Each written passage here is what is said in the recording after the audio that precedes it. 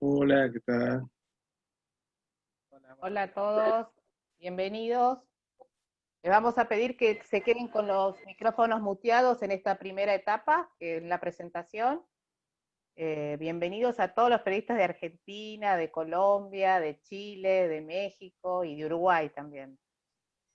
Vamos a pedirles que se queden con los micrófonos muteados en la primera etapa y ya después en el momento de la conferencia de prensa, el que quiere preguntar me avisa por el chat.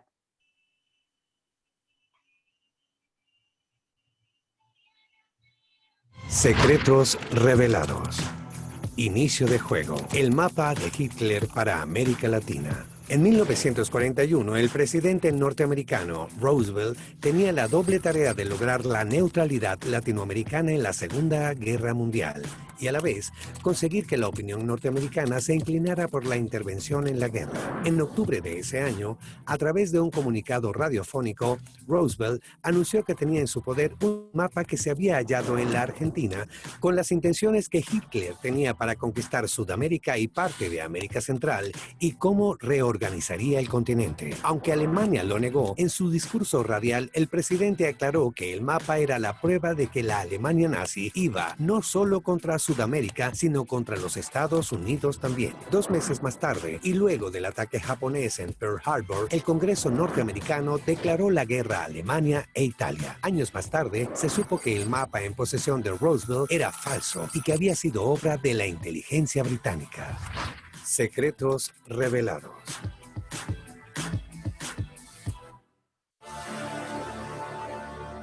En el mes de la independencia, History es parte de tu historia. Entre 1854 y 1867, este país se sacudió. Acompaña a Paco Taibo en un viaje al pasado para entender el presente. La historia de los cadetes está viva y súper presente. En septiembre, redescubre el sacrificio patriótico de los mexicanos que forjaron la identidad nacional a través de 3 especiales, solo por History, celebrando 20 años. Secretos revelados. Inicio de juego. Refugio de nazis en Chile. América del Sur fue el destino elegido por muchos nazis para refugiarse luego de la Segunda Guerra Mundial. Paul Schaeffer, médico nazi y ex cabo de la Wehrmacht, llegó a Chile en 1961 con el supuesto propósito de fundar una colonia para dar ayuda a los campesinos pobres. Se instaló a unos 300 kilómetros al sur de Santiago de Chile en una estancia de 15.000 hectáreas y fundó la Sociedad Benefactora y Educacional Dignidad. En ese predio albergaba familias pobres con el fin de darles trabajo, contención y educación. Sin embargo, hombres y mujeres eran sometidos a la esclavitud y servidumbre y los niños eran abusados sistemáticamente. Schaeffer fue el mayor pedófilo en la historia chilena. Luego, durante la dictadura de Augusto Pinochet, la colonia Dignidad funcionó como centro de detención ilegal y de tortura. Paul Schaeffer murió en el año 2010. Había sido condenado por el abuso de 25 menores. Secretos revelados.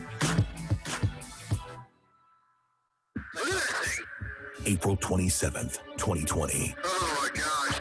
For the first time in history, It's fascinating. the government released videos of unidentified aerial phenomena. This is the team that broke the case. I've never seen anything move like that. What else do they know? The time has come that we open our eyes and we finally address what's going on. All new episodes of Unidentified, right here on History. Secretos revelados. Inicio de juego. Experimentos genéticos nazis en Brasil. Muchos jerarcas nazis lograron escapar de Alemania tras la caída del Tercer Reich. Joseph Mengele, médico y antropólogo encargado de los más horrorosos experimentos con seres humanos en el campo de concentración de Auschwitz, cambió su identidad y vivió en Argentina trabajando como mecánico y carpintero. Luego, descubierto y perseguido, pasó a Paraguay y Brasil. Su vida en Brasil fue un misterio y se sospechaba que siguió siguió dedicándose a los experimentos genéticos como los que hacía en el campo de concentración nazi en busca de la pureza de la raza aria. Mengele apareció muerto en una playa del estado de Sao Paulo en 1979, aunque nunca se comprobaron sus experimentos. Llamativamente, en el pueblo de Cândido Godoy, al sur de Brasil, habitan 130 pares de gemelos, el porcentaje más alto del mundo. En el lugar había vivido el médico Rudolf Weiss, una de las falsas identidades de Joseph Mengele. Secretos revelados. Secretos revelados. Inicio de juego.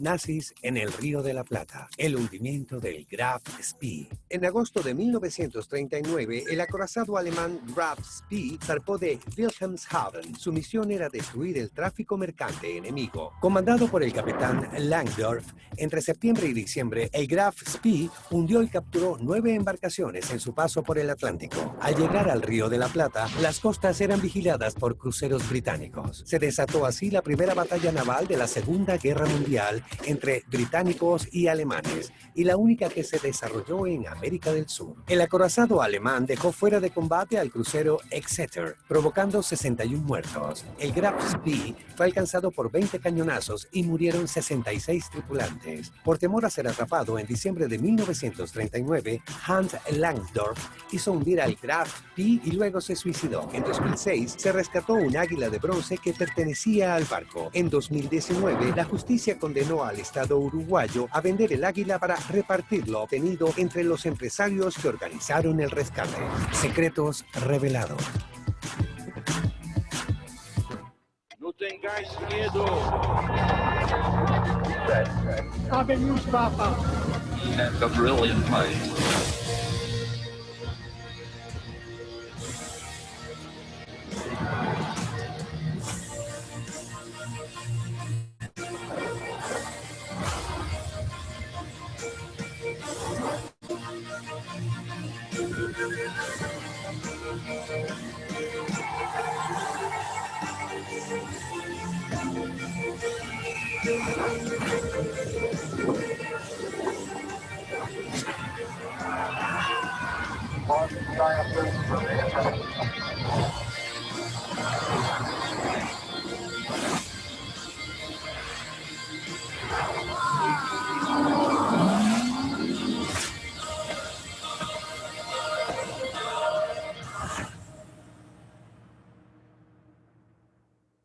Secretos revelados. Inicio de juego. Gilberto Bosques Saldívar, el Schindler mexicano. En 1939, Gilberto Bosques Saldívar fue nombrado cónsul general de México en París. Al año siguiente, justo antes de la invasión alemana, salió de la capital francesa y se estableció en Marsella. Allí comenzó a dar asilo a refugiados franceses y españoles opositores al franquismo. También daba asilo a judíos, pero debido a la persecución de la SS era más difícil. Alquiló 2 castillos, el de Reynard y el de Montgrand, para dar refugio a personas antes de poder sacarlas del país, consiguiéndoles visas mexicanas. Llegó a albergar a casi 1.500 personas. La Gestapo seguía de cerca sus pasos hasta que lo arrestaron junto a su familia y lo llevaron a Alemania. Volvió a su país en marzo de 1944 cuando el presidente mexicano Manuel Ávila Camacho negoció un intercambio por presos alemanes. En la estación del tren de Buenavista lo esperaban miles de refugiados. Se cree que le salvó la vida a unas 40.000 personas. Secretos revelados.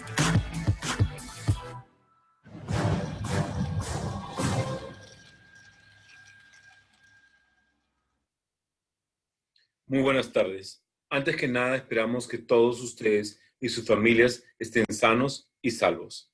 Hoy estamos conmemorando 75 años de la Segunda Guerra Mundial, pero hoy día también conmemoramos 20 años de historia, de history en América Latina, para ser más específicos. Hoy nos llena de orgullo presentarles una producción original, Secretos de Guerra, que va a contar todos los secretos de la participación de América Latina y los latinoamericanos en la Segunda Guerra Mundial. Historias poco conocidas, como por ejemplo, la llegada de muchos nazis a América Latina con nombres falsos o anónimos. Luego, el viaje de Disney, gracias a Rockefeller, a América Latina. O esa amante de Cantinflas y un gobernador que era un espía nazi en México. o si no, la presencia de un peruano en Normandía, quien falleció la semana pasada. Estos secretos y más son parte de Secretos de Guerra, una serie de 4 partes, una producción original de América Latina para History. Es importante que encuentren en el link toda la información, incluyendo un Electronic Press Kit, con toda la información de producción, fotografías y notas de prensa, para que ustedes puedan hacer su labor de prensa. Pero además también queremos darle la bienvenida a nuestros afiliados, que también están con nosotros. Es importante también que sepan que nuestro presidente gerente general es un apasionado de la historia. No solamente lidera la operación, sino que también da ideas para producción original, como los Secretos de Guerra. Así que es un honor para mí presentarles a Eduardo Ruiz, más conocido como él. Gracias, César. Bueno, buenas tardes a todos y bienvenidos.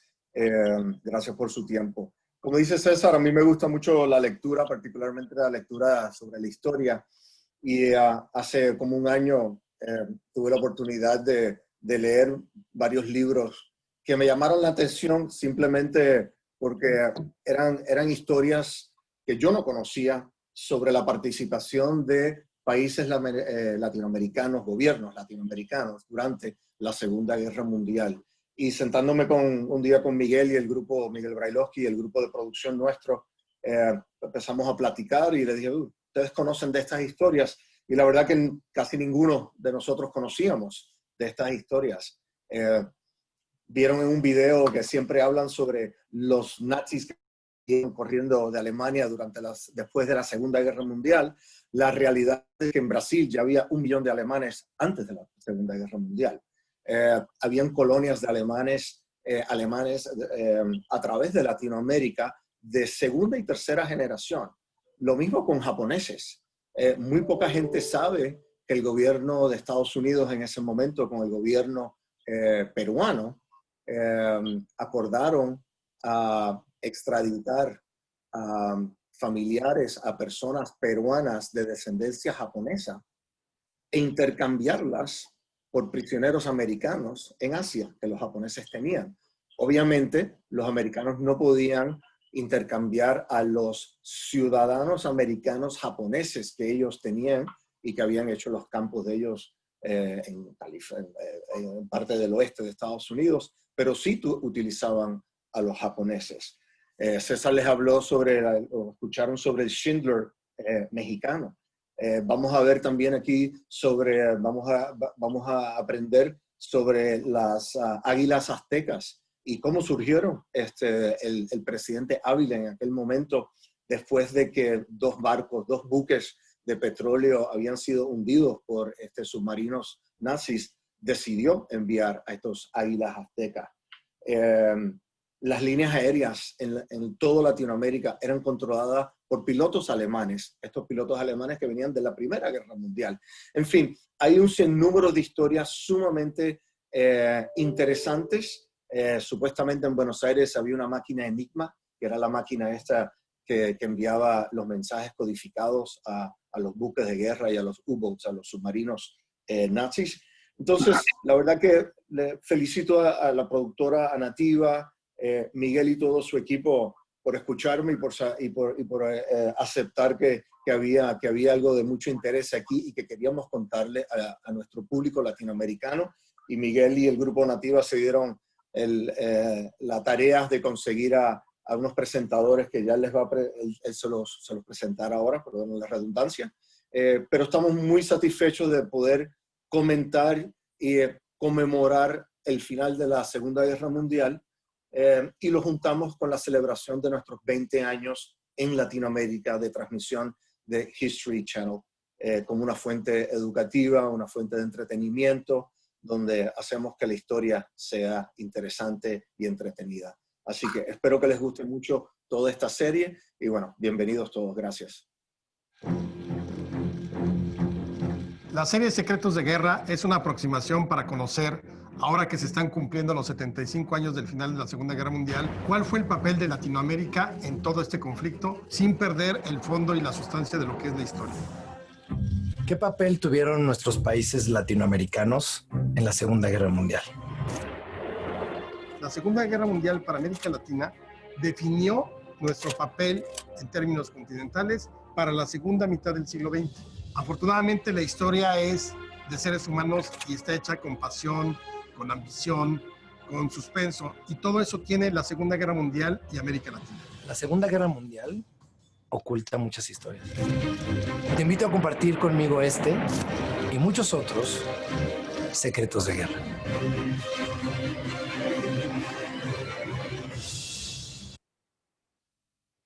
History es historia hecha entretenimiento o entretenimiento hecho historia. Lo cierto es un líder en la industria. Es un líder en contenido con series tan increíbles como El Precio y la Historia o Cazadores de Tesoros, y con producción original tan importante como Desafío sobre Fuego en su temporada 3. Pero cuando hablamos de producción original y hablamos de gran contenido, hablamos de estrategia. Hablamos de nuestro Spielberg argentino. Hablamos de nuestro presidente de contenido para History, Miguel Berlocchi.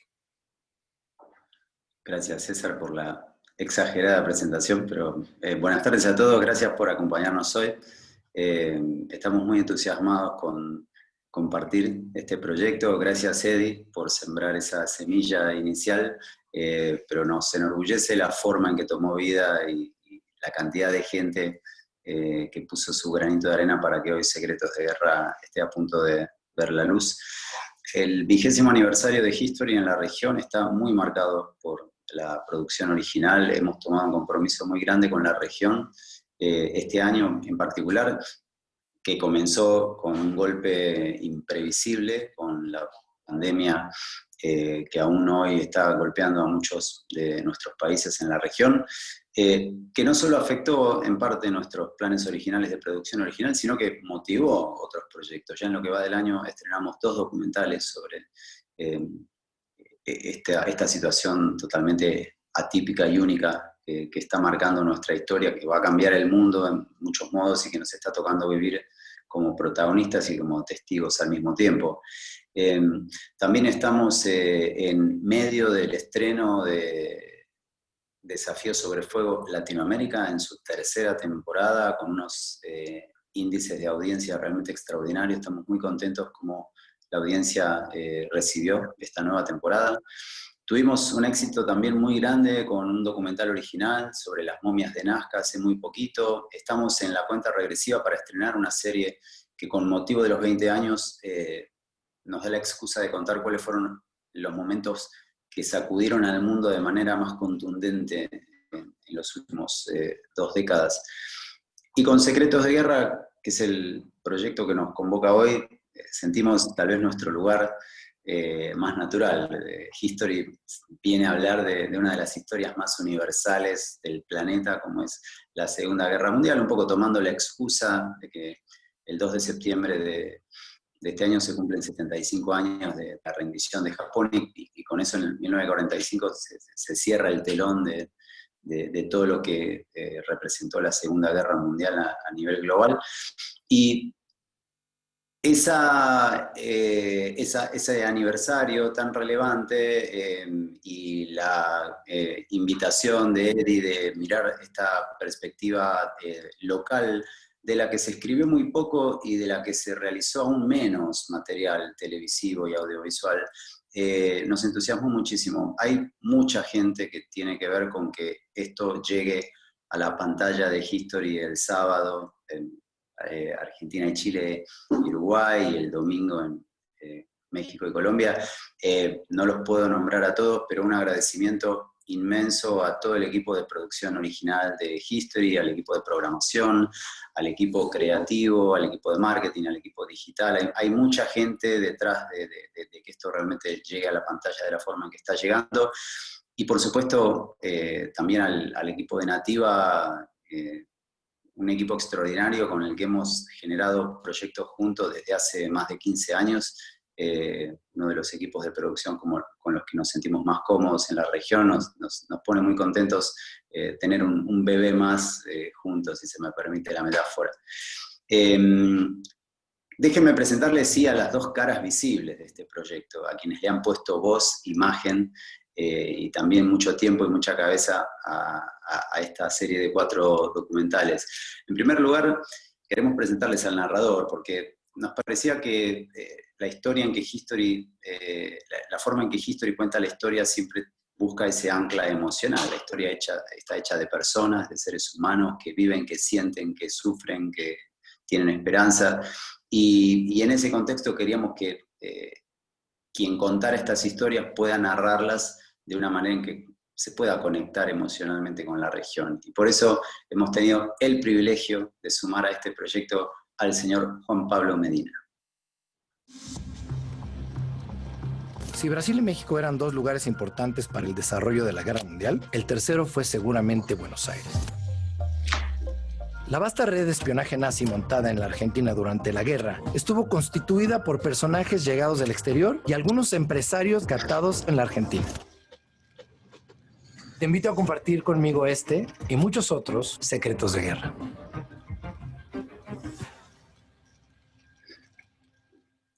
Hola Juan Pablo, bienvenido, gracias por acompañarnos. Un privilegio enorme, como te decía.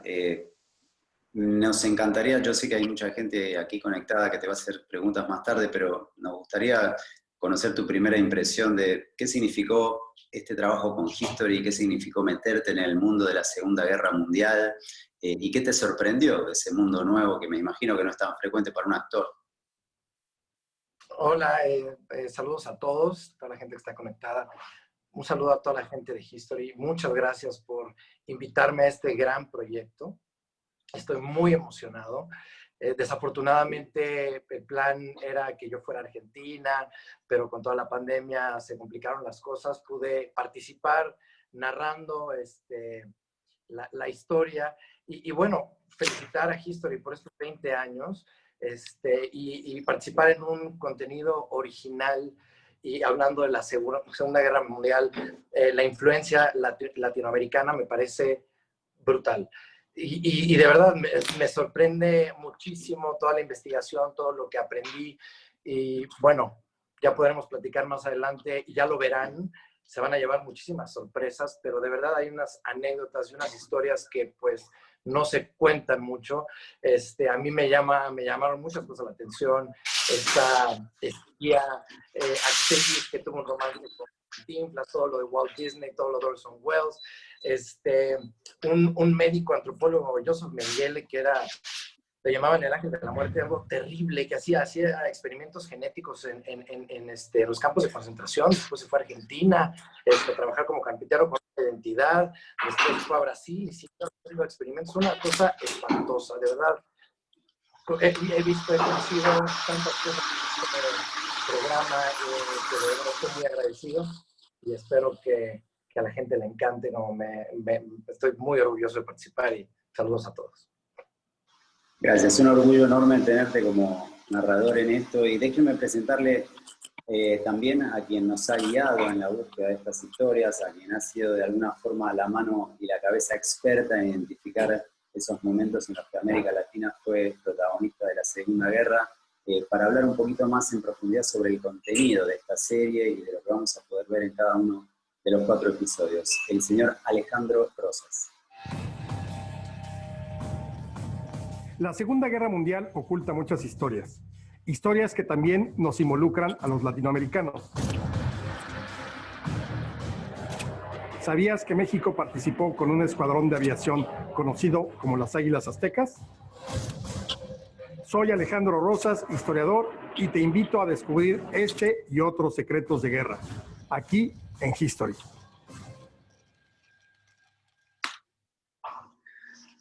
Bueno, Alejandro, gracias por sumarte a la conversación de hoy. ¿Por qué es tan desconocida esta participación de América Latina en la Segunda Guerra? Nos gustaría que nos des una introducción a qué es lo que va a contar Secretos de Guerra.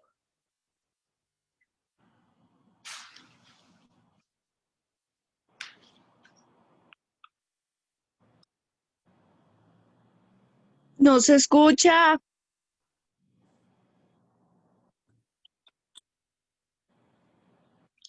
Creo que no se está escuchando.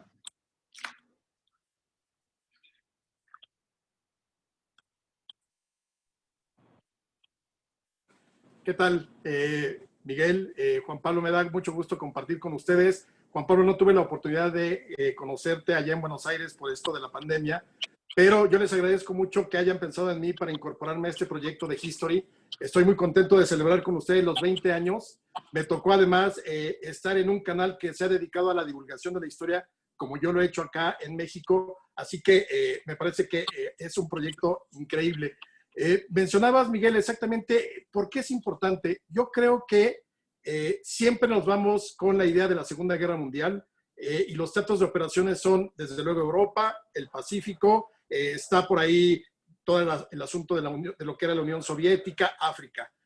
Y generalmente se habla de manera incidental de lo que fue América Latina en el sentido y en la participación de la Segunda Guerra Mundial, pero es muy importante. Es decir, yo creo que Estados Unidos, sin la participación de América Latina, hubiera tenido que caminar hacia otro rumbo, porque lo que buscó Estados Unidos con todos los países, Chile, Argentina, Brasil, Uruguay, Paraguay, Perú, Colombia, México y demás, fue exactamente consolidar un bloque continental, de seguridad continental, y de ahí es que encontramos entonces una serie de historias maravillosas en el sentido de la pasión, de la emoción, del suspenso, espías, batallas, movimientos de gente, migración.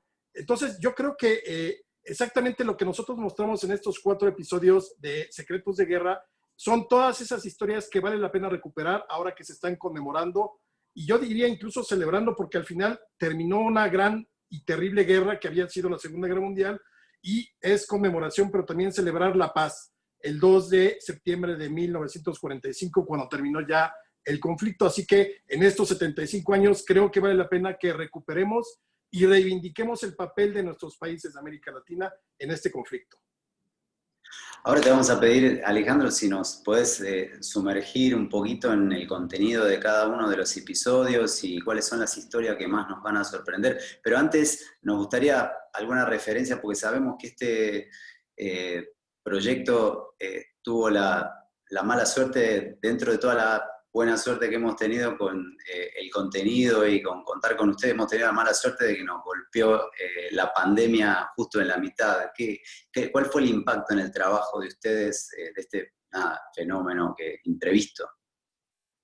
Y como se menciona mucho en redes sociales, no sabíamos lo felices que éramos entonces, después de todo lo que nos ha tocado vivir este año. Pero efectivamente yo pude volar a Buenos Aires, era un poquito antes de mediados de marzo, y estaba programada mi participación para estar una semana trabajando, haciendo el proyecto, desarrollándolo. Pero de pronto se precipitaron las cosas en todo el continente, en Buenos Aires. Desde luego Panamá, que era mi paso obligado para llegar a México, también anunció la posibilidad de cerrar su frontera aérea y ya no permitir el ingreso de más vuelos. Y desde luego México también estaba en las mismas. Así que un trabajo de una semana tuvimos que hacerlo con un gran equipo, increíblemente profesional, increíblemente afectuoso, solidario. Yo creo que fue un gran trabajo el que hicimos y el equipo es maravilloso. Lo realizamos, lo sacamos en 3 días para yo poder volar todavía con tranquilidad y que no me fuera a quedar varado por ahí. Mucha intensidad, trabajamos horas y horas, pero yo creo que el resultado, y ustedes lo podrán contemplar y lo podrán atestiguar, son estos 4 episodios donde hablaremos en cada episodio de varias historias. No es una historia por episodio. Cada uno de los 4 tiene 4 o 5 historias particulares, así que podremos ir desentrañando algunas historias. Y si quieres, Miguel, me arranco o tienes alguna otra cosa que quisieras preguntar o que comentemos juntos. No, por favor, agradecerles infinitamente la participación y te cedemos la cámara y el micrófono para que nos cuentes un poco más del contenido que vamos a ver.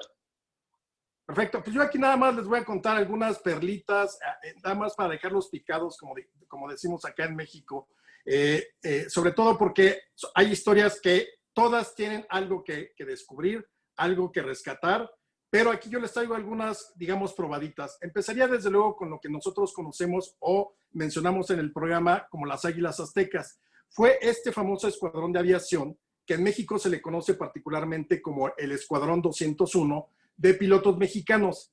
Es una historia muy curiosa porque México siempre tuvo una tradición pacifista por todo lo que había sufrido con invasiones y guerras con el exterior en el siglo XIX.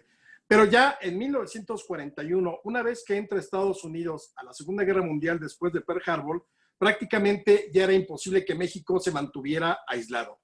A eso se le sumó que en 1942 algunos submarinos alemanes hunden varios barcos petroleros mexicanos. Los 2 principales es el Faja de Oro y el Potrero del Llano, y eso ya obligó al gobierno del presidente Manuel Ávila Camacho a declarar el estado de guerra a las potencias del eje.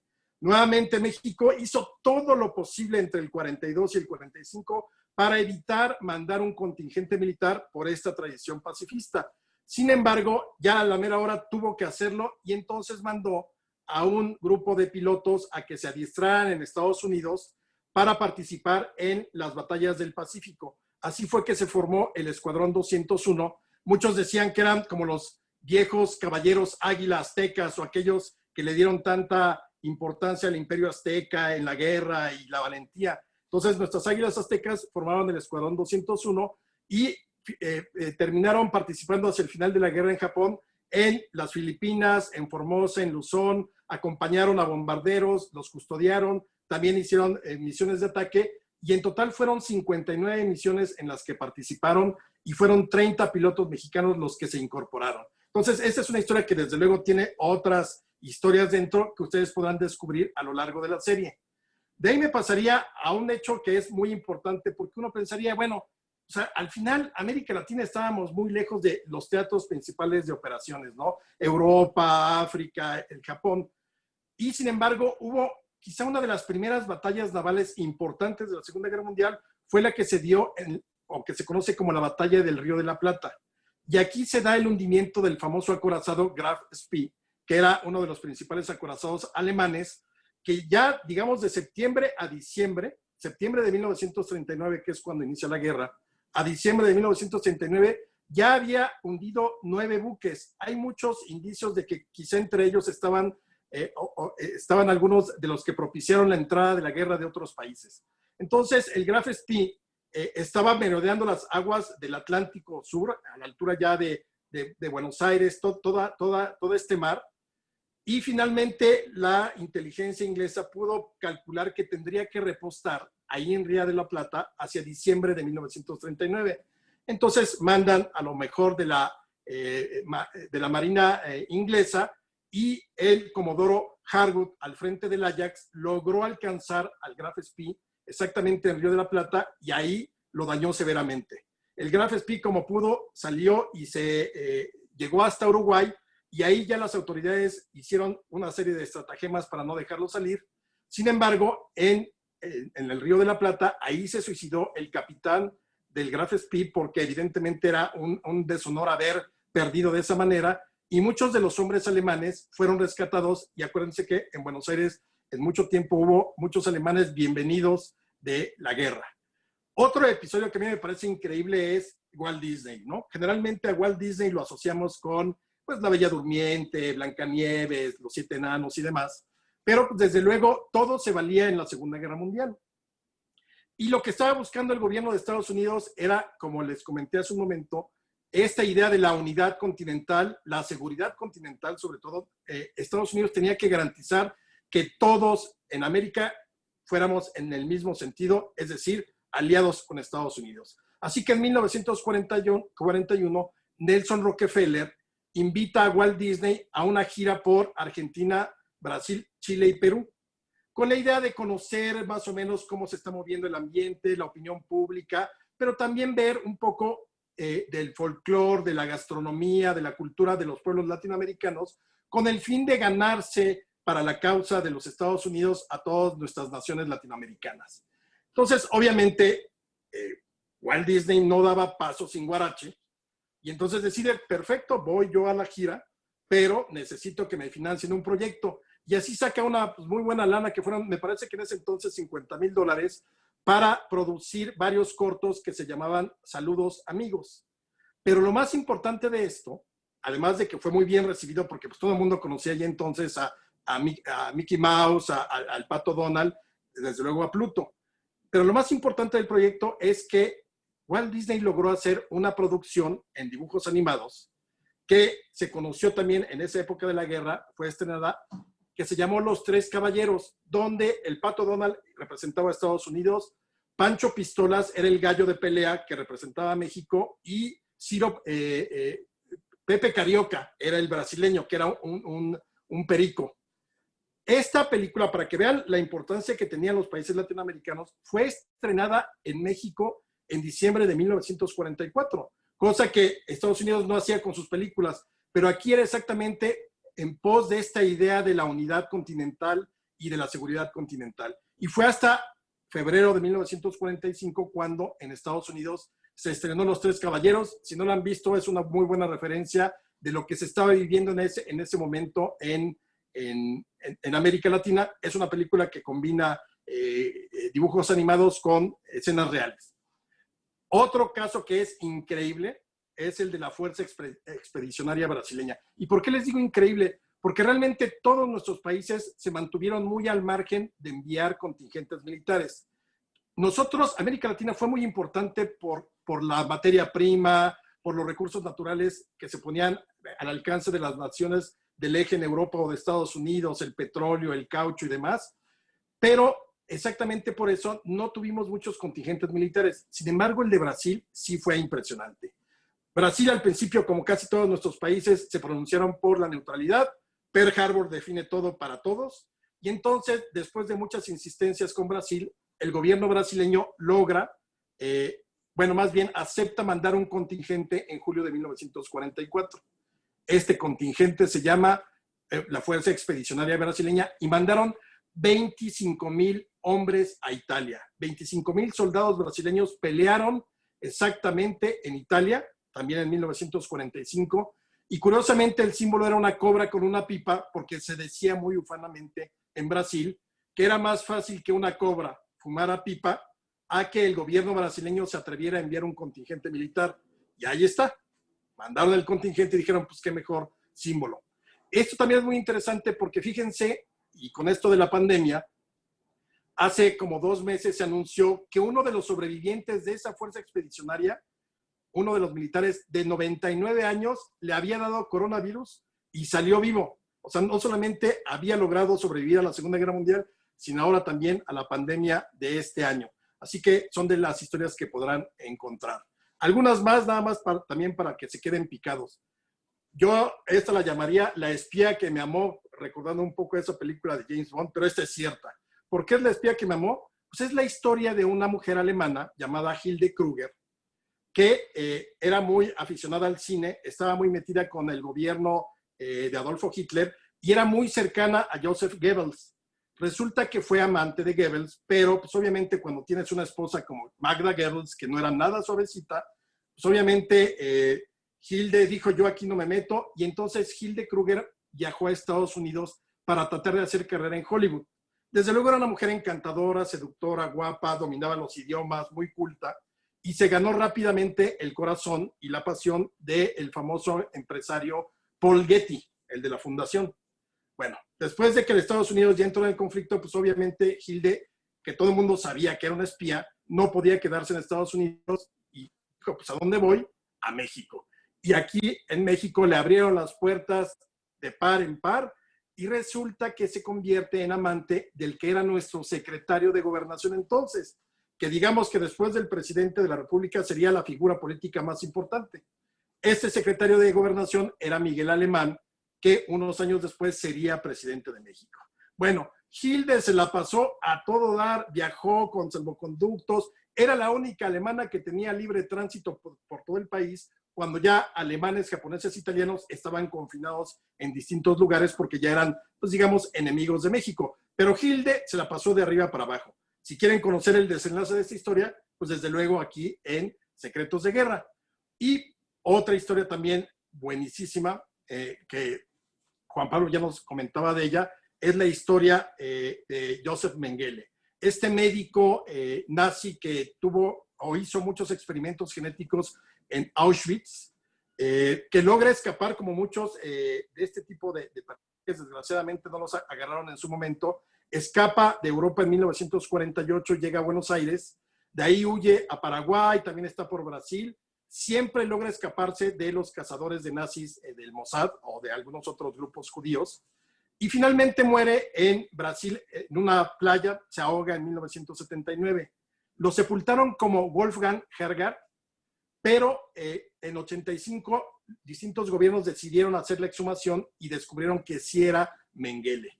Acuérdense también que de esto, y eso lo comentamos, hay una película que se llama Los Niños del Brasil, con Sir Laurence Olivier, que es la historia supuestamente ficticia de Mengele y que trata de reproducir los genes de Adolfo Hitler. Es una muy buena película de finales de los 70, principios de los 80, pero esto fue todo lo que ocasionó la idea de los experimentos genéticos que realizó Mengele en Auschwitz. Otro caso que es maravilloso también, me parece que lo mencionó Eddie, es el de imagínense un voluntario de Perú, un ciudadano peruano de 25 años, que ve que estalla el mundo, que estalla la guerra, y decide por sus pistolas irse de voluntario con los soldados extranjeros a pelear del lado de los aliados en la Segunda Guerra Mundial.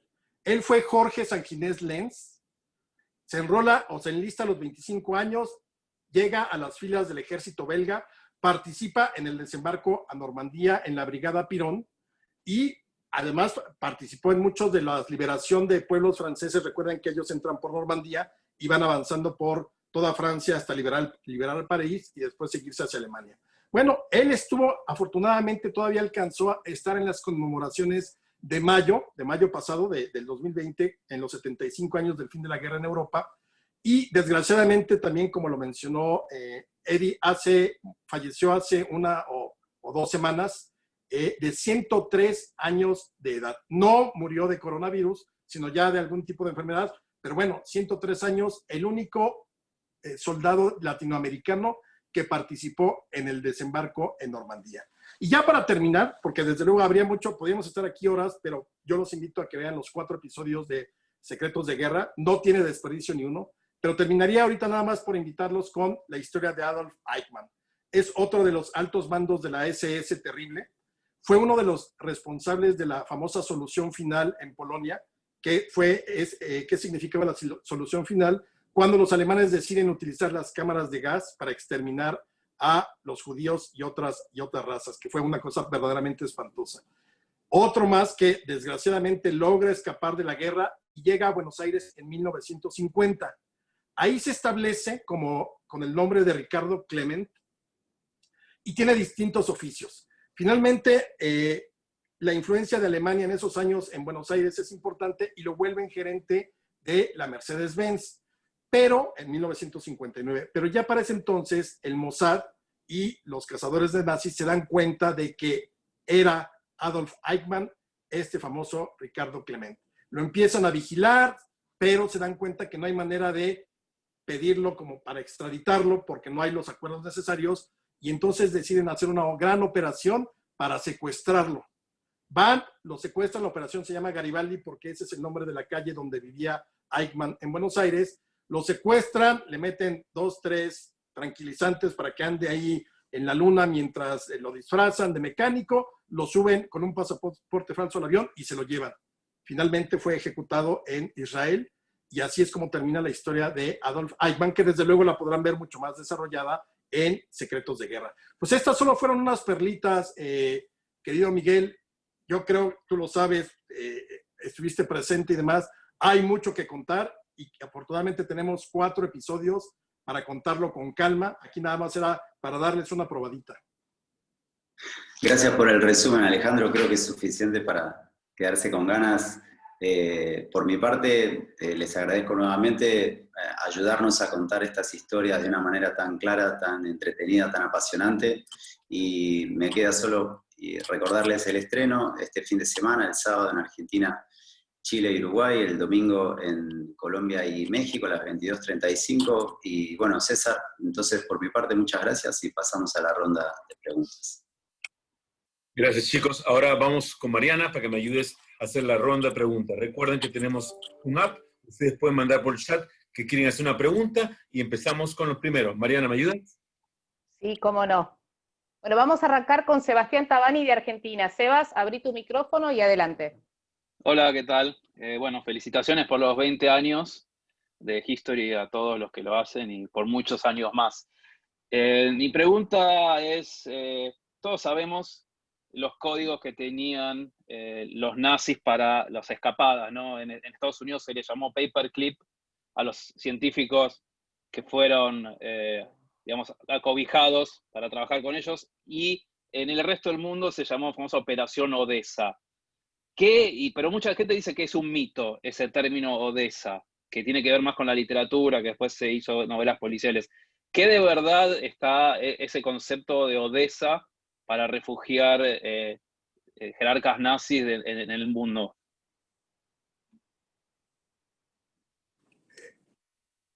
Es completamente real. O sea, sí hay una serie de operaciones, porque como mencionábamos antes, al principio de la exposición, hubo muchos alemanes que emigraron a Sudamérica incluso antes de la Segunda Guerra Mundial o dentro de los primeros años. Entonces sí se crearon comunidades muy solidarias de alemanes que permitieron la llegada de los que, digamos, finalmente fueron derrotados en 1945. La Operación Odessa existió y podemos encontrar este tipo de comunidades, por ejemplo, en Chile.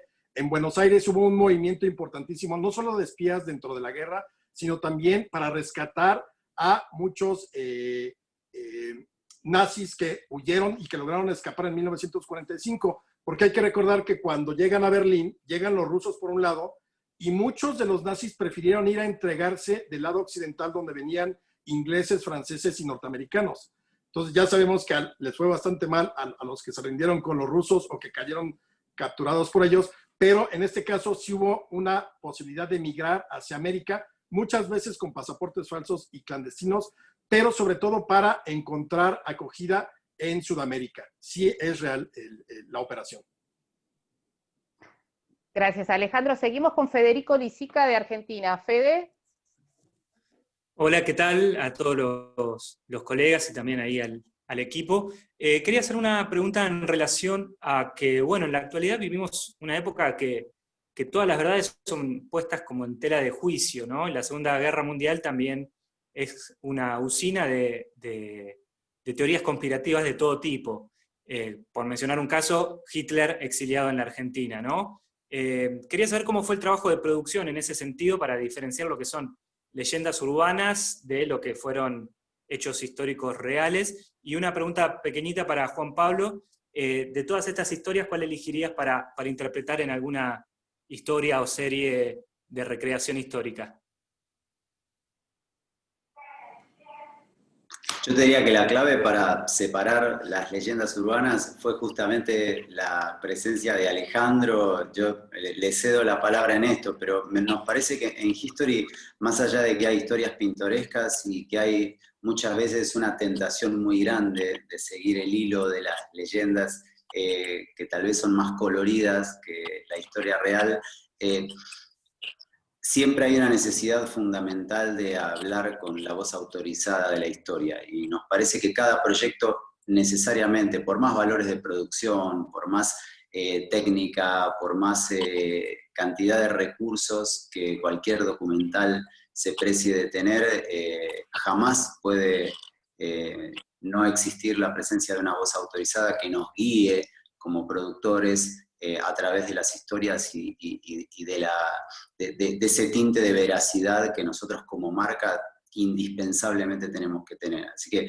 le cedo ahí a Alejandro, que sin duda ha sido el gran filtro para separar unas de otras. Sí, muchas gracias.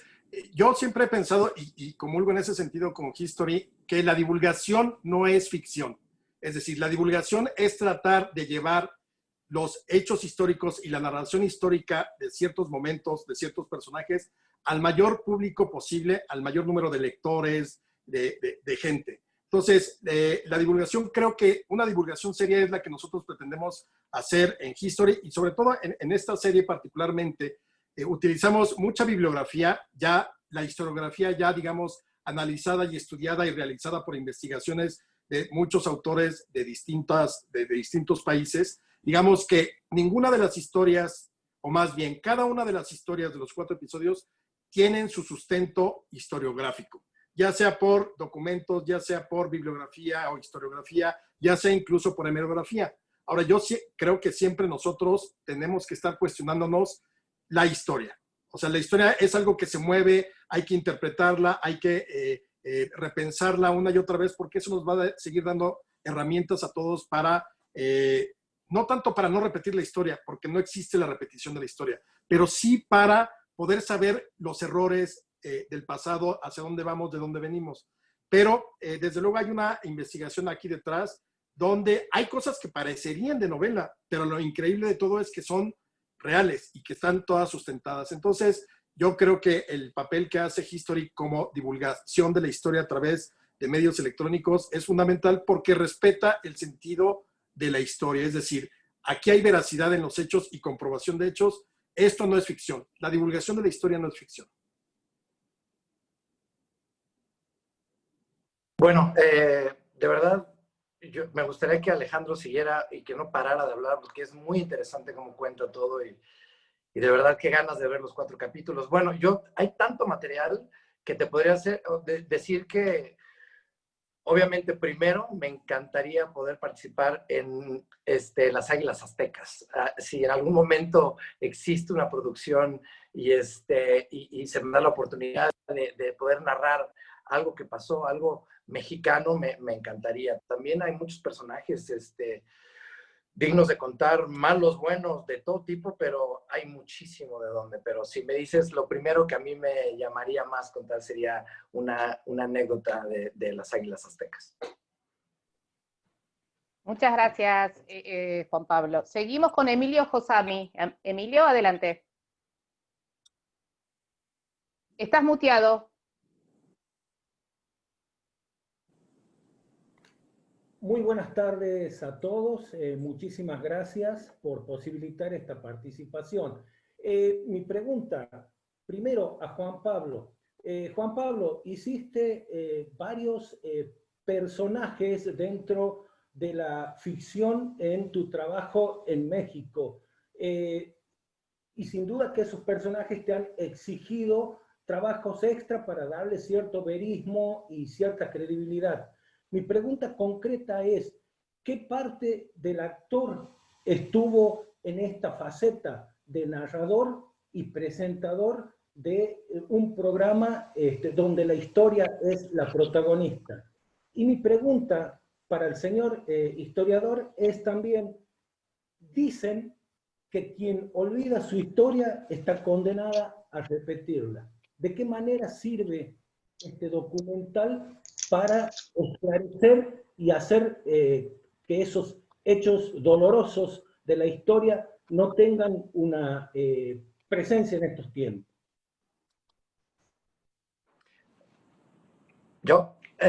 Bueno, muy interesante pregunta. Yo creo que todos los personajes que como actor tenemos una responsabilidad de contar historias y cada historia es diferente, cada historia se nutre de algo nuevo. En esta ocasión me toca narrar la historia y ser como de cierta manera la voz del maestro Alejandro, lo cual me parece brillante. Ahora lo escucho hablar y me gustaría que no estuviera mi voz y que estuviera la de él porque es mucho más interesante, pero de verdad es algo tan lindo salirte de tu zona de ficción y narrar la historia que no sé, fue una experiencia muy linda y viene de ahí, de aprender y de tratar de comunicar algo que pues, son secretos y algo que no se ha contado antes, ¿no? Bueno, yo creo que es muy importante tener presente un conflicto como fue la Segunda Guerra Mundial. Estamos hablando que todavía hay gente viva hoy en día, es decir, mis padres eran niños cuando sucedió la Segunda Guerra Mundial, seguramente tendrán gente, abuelos que vivieron, no que combatieron, pero que vivieron lo que era un mundo en guerra porque fue realmente a nivel mundial. Estamos hablando de que se supone que el siglo XX era el siglo de mayor tecnología, desarrollo, de mayor civilización, y de pronto tienes una guerra a mitad del siglo que te provoca, cuando menos, porque varían las cifras, 55 millones de muertos. Un genocidio de 6 millones de miembros de la raza judía, otras minorías que también fueron exterminadas. Es decir, creo que todos esos ejemplos, la participación que vemos nosotros aquí en estos 4 episodios de México, Chile, Perú, Argentina, Colombia, claro, son muy interesantes, hay que contarlas, pero detrás de ahí se encierra el dolor, la tristeza, la destrucción, las familias que al final perdieron gente, gente que murió en los hundimientos de los barcos. Es decir, yo creo que la historia siempre debe seguir siendo un referente y más cuando la tenemos tan cerca. Es decir, no podemos terminar o dar por hecho de que aprendimos mucho de la Segunda Guerra Mundial y ya no volvería a pasar. Creo que la humanidad ha demostrado que somos incapaces muchas veces de entender este tipo de circunstancias y fenómenos sociales de esa magnitud. Por eso yo sí creo que lo que aporta programas documentales como Secretos de Guerra es no solamente la idea del personaje, la anécdota por aquí o el hecho histórico, sino todo lo que hay detrás en la construcción de una sociedad. Bueno, finalmente se conmemorarán también los 75 años del surgimiento de Naciones Unidas para liberarnos del flagelo de la guerra, como dice el inicio de la Carta de Naciones Unidas. Entonces, creo que mientras sigamos nosotros pudiendo hacer este tipo de documentales y no quitar el dedo del renglón de que esa es la humanidad y que a veces podemos mostrar el lado más oscuro, creo que no podremos avanzar a la construcción de sociedades mejores. Entonces, yo nuevamente aprovecho para invitar a que nos vean en estos 4 episodios, porque detrás de estas historias muy interesantes, apasionadas, intensas, con suspenso, con emoción y demás, hay dolor, hay destrucción. Es una guerra, la más devastadora guerra de toda la historia de la humanidad. Seguimos con Claudia Arango del Colombiano. Claudia, adelante.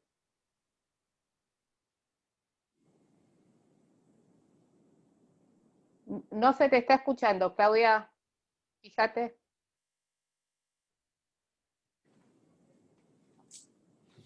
No se te escucha. A ver. No, a ver, si querés poneme la pregunta por el chat. Seguimos con Tony Gous de Folia de San Pablo. Tony, escribímela en el chat, Claudia.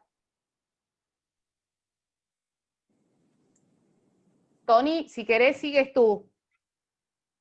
Tony de Folia de San Pablo.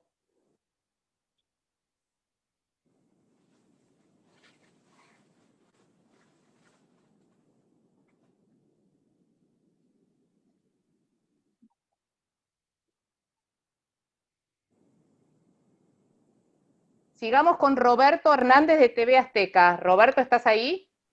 Hola, buenas tardes acá en México, Mariana, gracias. Un saludo primero que nada a todos los colegas de todas partes los que están aquí conectados. Y yo tendría 2 preguntas. La primera sería para, bueno, la felicitación obviamente a nuestros compatriotas, a Alejandro, a Mario, porque pues sabemos que es un proyecto muy importante para ellos en un canal tan importante como lo es History.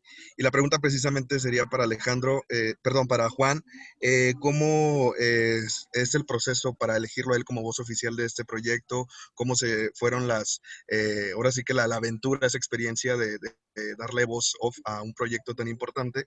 Y la otra pregunta también sería para Alejandro, no sé si por ahí escuché un poco, espero no haberme equivocado, al señor Mario Moreno Cantinflas, que también va a tener cierta parte de su historia, una participación en estos 4 episodios. Si me pudieran platicar de eso, y pues la primera pregunta sería para Juan Pablo, precisamente. La pregunta fue para mí. ¿Cómo estás? Hola, tu experiencia con todo esto, ¿cómo es el proceso y cómo te elige History para que sea la voz oficial? Y lo de Mario Moreno para Alejandro. Ya.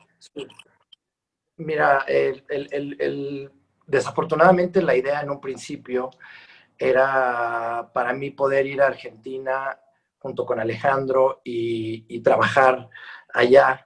Y íbamos a ver a Alejandro actuar, lo cual iba a ser increíble. Cambiaron un poco las cosas justo por la pandemia. Yo te digo, yo no, a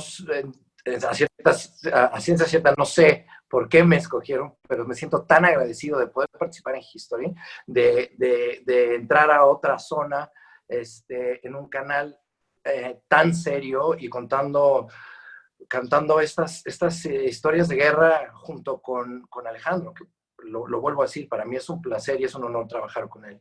El proceso que utilizó History para escogerme lo desconozco, pero de verdad me siento muy, muy, muy afortunado de poder prestar mi voz a este proyecto.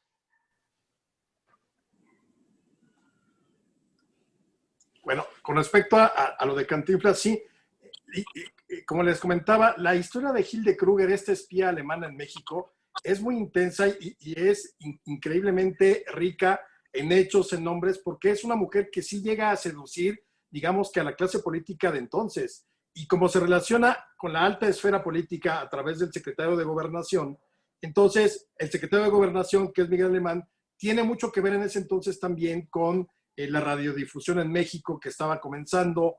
Bueno, ya llevaba 10 años muy firme, la voz de la América Latina desde México a través de la W, y se relacionaba mucho el jet set con los artistas. Entonces vemos en momentos a Cantinflas muy cerca de Hilde Kruger, haciendo, no solamente en algunas películas, es tal la fascinación de Hilde Kruger por México que terminará haciendo lo que se considera el primer libro de divulgación histórica de México. Es a ese nivel de compenetración con México. Pero si quieren conocer más acerca de esta relación con Alemán, con Cantinflas, es la historia de Hilde Kruger en uno de los episodios de Secretos de Guerra. Gracias, Alejandro. Ahora vamos a probar con Claudia Arango. A ver, Claudia, ahora sí funciona. ¿Probamos? A ver, ¿me oyen perfecto? Sí, ahora sí. Perdón, muchas gracias. Un saludo para todos los colegas de América Latina. Y bueno, tengo dos preguntas. La primera para Miguel. Específicamente son 4 episodios, ¿por qué no más? O si la historia se quedó ahí en 4 o de pronto más adelante habrá sorpresas.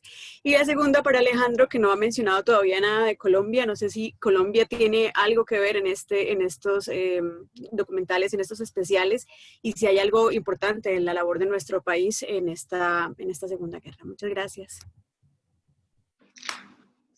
La decisión de los 4 episodios fue un análisis del equipo de producción. Sí, podrían haber sido más tranquilamente, también podría haber sido un documental de 1 hora, pero nos pareció que esta dinámica de poder saltar entre 8, 10, 12 historias diferentes por cada hora de televisión le daba un dinamismo. En general nos pasa con muchos programas donde la audiencia se conecta con mini historias de pocos minutos y una vez que interpreta cuál es la estructura del programa, ya sabe que está por esperar otra y otra y otra y otra. Es como una pequeña cápsula de contenido detrás de otra. Eso hace al documental extremadamente ameno y ligero aún en su profundidad del contenido. Nos parece que apela a una audiencia mucho más masiva. Sin duda, personas como Alejandro Rosas no necesitan de estas estructuras televisivas para conectarse con la historia, pero nuestra misión como marca es enamorar a la gente de la historia. Y estas pequeñas cosas hacen que tal vez gente que no tenía inicialmente o un conocimiento sobre la Segunda Guerra o un interés en particular sobre el rol de Latinoamérica, se vea atrapada de una forma mucho más didáctica, mucho más entretenida, que tal vez un documental hablando de una sola historia durante 45 minutos. Nos pareció que la cantidad de historias que habían identificadas merecía tener estas 10, 12 historias por programa, y por lo menos las 40 que narra la serie realmente valen la pena. Seguramente hay más. Alejandro, Colombia. Sí, bueno, yo estoy totalmente convencido de que esa es la manera de divulgar la historia, y por eso me gusta mucho y me gustó mucho, y agradezco la invitación de haberme sumado, porque así debe de ser la divulgación. La historia es carne, son seres humanos, son personas, son pasiones. Entonces, a mí me encanta la manera en cómo se construyen las historias en todo lo que hace History.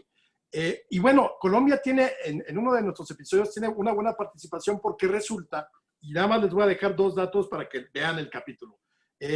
Resulta que muchos de los pilotos de la Luftwaffe alemana antes de la guerra están entrenando en campos aéreos de Colombia, escondidos en la idea de una línea de aviación que era de origen, o más bien tenía capital alemán, y entonces ahí se foguearon en el manejo de los aviones. Y hay otra historia también muy interesante, que es la de, en el momento en que estalla la guerra y que también Colombia toma partido por los aliados, obviamente las comunidades japonesas, italianas y alemanas son confinadas en ciertos lugares.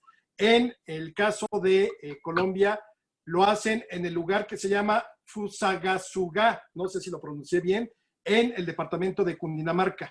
Y hay toda una historia de un hotel que es donde llevan a los japoneses, y entonces las familias japonesas avecindadas en Colombia tienen que irse con ellas. Es una historia muy dramática porque es también de separación de familias, pero claro que está presente Colombia y ese capítulo es muy interesante por estos pilotos de la Luftwaffe o la Fuerza Aérea Alemana y este asunto de pues los enemigos de los aliados que en todos los países, o en casi todos, tuvieron que ser confinados o en prisiones o en conventos o en lugares, cárceles, digamos, eran campos de concentración que no de exterminio, ojo, era para concentrar a las poblaciones porque evidentemente eran considerados enemigos de los aliados.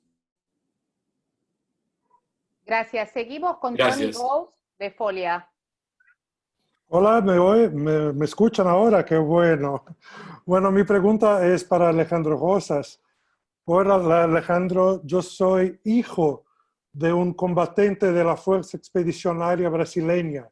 Mi papá luchó en Italia en el año 44. Por eso todo lo que tiene que ver con la Segunda Guerra me interesa personalmente.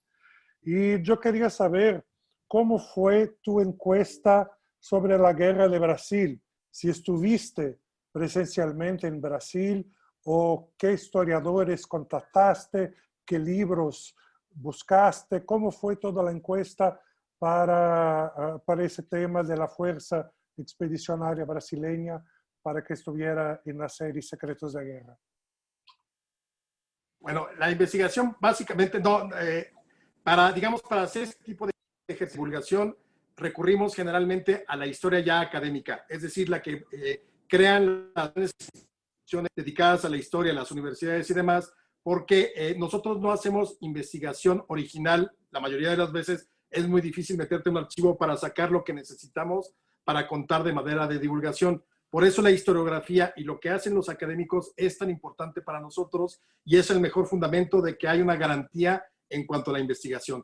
Ahora, aquí sería muy largo yo mencionarte la bibliografía, por ejemplo, que utilicé para lo de Brasil, pero con todo gusto te puedo dar mi mail, si quieres, ahorita les pido que te lo manden y te mando lo que yo consulté, porque son varias cosas, todo a raíz de lo que hacen, insisto, las universidades, ya sea en Estados Unidos o en los propios lugares que son mencionados aquí. Pero qué maravilla que seas hijo de un combatiente. A mí esa es de las historias que más me fascinó, porque ningún otro país de América Latina movilizó tal cantidad de hombres para sumarse a la guerra. 25,000 hombres es muchísimo, muchísimo. Desde luego para los millones que hubo en la Segunda Guerra Mundial, quizá dirían, no es tanto, pero no. O sea, movilizar toda esa cantidad de gentes a Europa y desplegarlos por Italia fue una cosa impresionante. A ver si después podemos platicar, porque me gustaría mucho escuchar pues, todas las historias que seguramente recuperaste de tu papá. No te preocupes, Alejandro. Mañana, en el encuentro de prensa, Tony Ghost va a estar justamente haciendo una entrevista a ti mañana en la tarde. Así que ustedes tienen una conversación. Así que prepárate, porque Tony es un periodista brasileño muy inquisitivo y tú te encanta prepararte. Así que va a ser una conversación muy interesante de la que voy a participar y voy a grabar de principio a fin. Voy a terminar yo entrevistándolo. Hacemos las últimas Vamos dos. a ver. Ahora. Hacemos las últimas dos, César. Nidia Martínez de Colombia y luego Santos Buglisi y podemos cerrar. Nidia, adelante. Muchas gracias, María. Un segundo, por favor. Dame un segundo, Nidia. Dame un segundo. Nidia, dame un segundo porque hay confianza. Eduardo Luis tiene que salir en este momento de emergencia, pero antes quiere despedirse de todos nosotros. Eddie, por favor. Gracias a todos y disculpen la interrupción. ¿No me escuchan? Ya, ahora sí, perfecto. Ahora sí. Dale, Eddie. Perfecto. Disculpen, gracias. Disculpen la interrupción y perdón, pero tengo que salir de esta reunión. Dos cosas. Uno, Juan Pablo, Alejandro, muchísimas gracias. La verdad que estamos sumamente contentos de haber contado con la participación de ustedes. Ustedes le añaden muchísimo valor. Alejandro, obviamente, por la parte tuya histórica. Juan Pablo, a ti, por la persona que eres, reconocido, que sé que el público en Latinoamérica va a querer saber cómo te metiste en esto y le va a causar intriga, así que muchas gracias. A la periodista que habló y preguntó si estas eran las únicas historias, hay cientos y cientos y cientos de historias. Y yo solamente los voy a dejar con dos últimas que no creo que están dentro de nuestra producción, pero que son igual de fascinantes que cualquier otra. Una, y Alejandro me puedes corregir si estoy equivocado. ¿Alguno de ustedes sabe cuál es el único país, Latinoamérica o Caribe, que aceptó el dejar que los barcos llenos de judíos llegaran a sus puertos y desembarcaran? Lo más seguro que no. Y fue la República Dominicana, el único país habla hispana que permitió que los judíos desembarcaran, porque Estados Unidos no, México no, Colombia, ninguno. ¿Okay? Y lo otro, que es el último, que le voy a, para los mexicanos que estén hoy, esta noche cenando en su casa, con su familia, sus hijos, esposa, le pueden hacer una anécdota y hacerle una pregunta y decir, ¿de dónde viene el nombre de Benito Mussolini? A ver, ¿cuántos amigos italianos ustedes tienen que se llaman Benito? Antes de Benito Mussolini no creo que ninguno. Pues dice la historia que los padres italianos de Benito Mussolini le pusieron el nombre Benito por Benito Juárez, el revolucionario mexicano. Así que bueno, los dejo con esas dos anécdotas. Muchas gracias a todos y perdonen que me tenga que ir un poquito antes, pero gracias siempre por todo el apoyo. Así que cuídense, ¿eh? Gracias, Eddie. Gracias, Eddie. Y ahora seguimos Gracias. con Nidia en el cuarto de prensa. Gracias, Eddie. Seguimos, Nidia, por favor, tu pregunta. Disculpa la interrupción. Mariana, ¿estás con Nidia? Sí, sí, Nidia, ahí está Nidia. Ahora sí. Bueno, muy buenas tardes para todos. Un gusto saludar a todos los colegas que en este momento están conectados. Felicitaciones a History. Nos parece absolutamente espectacular lo que han presentado el día de hoy. Y a propósito de lo que preguntaba nuestra colega Claudia del colombiano, pues llama mucho la atención el tema de nuestro país al interior de las guerras. Particularmente, bueno, yo pertenezco a las emisoras del Ejército en Colombia, preguntarles un poco cómo ha sido ese impacto, cómo fue la presencia del Ejército Nacional, que ha tenido bastantes reconocimientos. De hecho, esta semana se acaba de fallecer uno de los veteranos de guerra más conocidos en el país, de la Guerra de Corea. Entonces, le queremos preguntar a nuestros historiadores y a ustedes que tienen ese sustento histórico, ¿cómo fue la participación del Ejército Nacional? Si ha tenido episodios que valga la pena tener en cuenta. Y la segunda inquietud es más una curiosidad. Se sigue hablando que Hitler no está muerto. ¿Qué dicen ustedes al respecto? Bueno, esa es la típica leyenda que corrió inmediatamente por cómo se dan los acontecimientos de la caída de Berlín y el suicidio de Hitler el 30 de abril de 1945. Se habló mucho porque finalmente encontraron cuerpos calcinados, el de Eva Braun, el de Hitler, pero ya está muy rebasada esa discusión. Todo sigue siendo una teoría de la conspiración. Si Hitler hubiera sobrevivido, ya también ahorita estaría muerto, porque hubiera cumplido 100 años allá por el 1982, por ahí, por esos años, no tengo ahorita, no recuerdo bien el año de nacimiento, entonces ya ahorita estaríamos hablando de que tendría como 140 años. Pero la idea de que salió, por ejemplo, hay una historia que dice que pasó por Colombia en algún momento antes de irse a refugiar a Argentina o a Uruguay o a Paraguay, pero lo cierto es que ya todos los archivos desclasificados, cuando cae más bien cuando se disuelve la Unión Soviética y vuelve a ser Rusia y empiezan a salir todos los expedientes, está muy claro que los restos de Hitler se los llevaron los rusos a Moscú, ahí los tuvieron un tiempo hasta que finalmente se deshicieron de ellos. Esto lo cuenta muy bien Anthony Beevor, el famoso historiador inglés, que es buenísimo, se los recomiendo, tiene extraordinarios libros sobre la caída de Berlín y Stalingrado, entre muchas otras. Ahora, sobre la participación de Colombia, realmente está ceñida a este asunto de los alemanes pilotos de la Luftwaffe practicando antes de la guerra en territorio colombiano y la cuestión de los campos de confinamiento para japoneses. Fuera de ahí no hubo participación, al menos hasta donde tengo entendido, del ejército propiamente colombiano dentro del teatro de operaciones de la Segunda Guerra Mundial, ya fuera el Pacífico, ya fuera Europa o ya fuera Italia. Habría que ver, y eso quizá para una siguiente ocasión, ver si a nivel personal o individual hubo voluntarios como lo que sucedió con este ciudadano peruano que se enrola por sus pistolas, valga la expresión, y que termina combatiendo allá. Pero básicamente está muy clara la participación como todos, ¿con qué colabora Colombia como México y como casi todos los demás? Materias primas, recursos naturales que podían servirle sobre todo a las potencias aliadas. Muchas gracias. Y por último, Santos Buglisi. Santos. ¿Sí? ¿Estoy? Adelante. Dale. ¿Qué tal? Bueno, buenas tardes. Entonces, a toda la gente de History y a todos los colegas de la región. Mi pregunta era para Alejandro, que estábamos hablando hoy de Mengele, ¿no? De que había muerto en Brasil, y de la película Los chicos del Brasil, ¿no? Con Gregory Peck y Laurence Olivier. Esa historia estaba basada sobre la clonación de Hitler, es decir, sobre el material genético para que a los chicos a formarlos como él vivió, ¿no? Entonces, ¿había algo de realidad o todo ficción? Que Mengele buscaba clonar a Hitler. A ver, lo que es cierto en ese sentido es exclusivamente el asunto de los experimentos genéticos que sí realizaba Mengele, particularmente lo realizó en Auschwitz.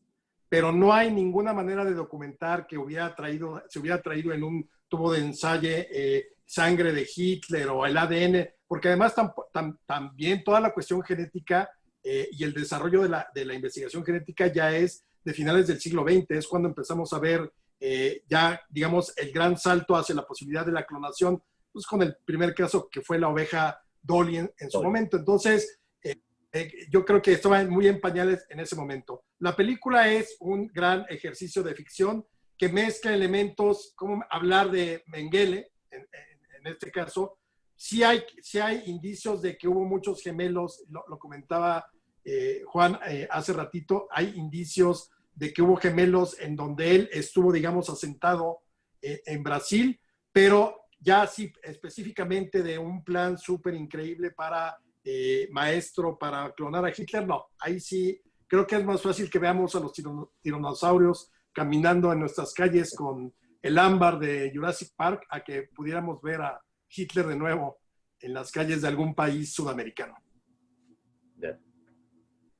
Bueno, y ahora creo que lo más importante, cuando hablamos de historia, hablamos también de seres humanos. Todos nosotros nos conectamos en la historia de una manera emocional. Como bien dijo Miguel, quiere enamorarnos y queremos enamorar a todos de la historia. Queremos que se fascinen con la historia para que no se repitan los hechos lamentables que estamos recordando el día de hoy, hace 75 años. Gracias Alejandro, gracias Juan Pablo, gracias Miguel. Pero ahora tenemos una sorpresa para todos ustedes. Ahora vamos a compartir con ustedes unos minutos en video que hemos podido conseguir de algunos veteranos latinoamericanos que participaron en la Segunda Guerra Mundial. El gobierno de México empezó a pensar en qué forma podía participar físicamente en la contienda y decidieron que lo más práctico, lo más económico, lo más fácil de conjuntar y de entrenar era un escuadrón aéreo.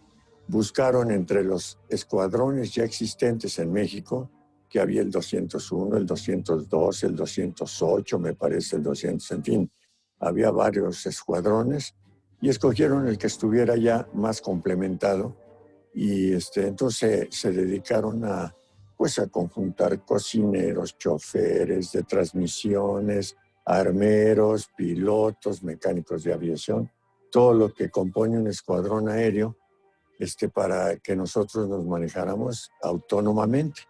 Yo soy Felipe Muñoz, de 101 años de edad, y fui de bracero. Nací aquí en Zacatelco, Tlaxcala. Me fui para México, y en México vino la guerra en 1939. Nos fuimos a trabajar a un rancho que se llama Soledad, California.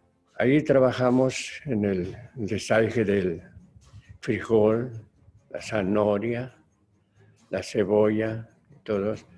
Aparentemente nosotros fuimos como soldados a trabajar allá, como soldados, pero no con las armas, sino con nuestros brazos fuimos a luchar allá para el beneficio de la economía de los Estados Unidos. Hay varias curiosidades. Por ejemplo, los brasileños no conocían la nieve. Y esa retomada de Monte Castelo esa demora les agarra el invierno. Y ellos están meses luchando, ni siquiera ropa apropiada para el frío tenían. ¿Cómo es que ellos, sin tanto preparo, lograron ganar tantas batallas? Brasil ganó todas las batallas que se le dieron. Es increíble. Mi abuelo era Amadeu Tomé. Amadeu Tomé se presenta como soldado.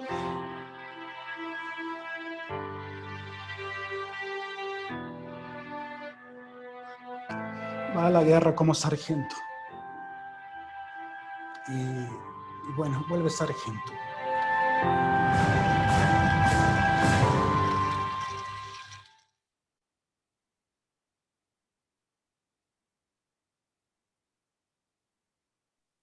César, no se La oye. conferencia de prensa. ¿Perdón? Ahora sí te escuchamos. ¿Aló, me escuchan? Gracias. Antes que nada, con esta emoción, creo que es el mejor final para que todos podamos hoy recordar que siempre hay secretos de guerra, que hay una producción original maravillosa, que queremos contar una historia que merece ser contada y amplificada por todos y cada uno de ustedes.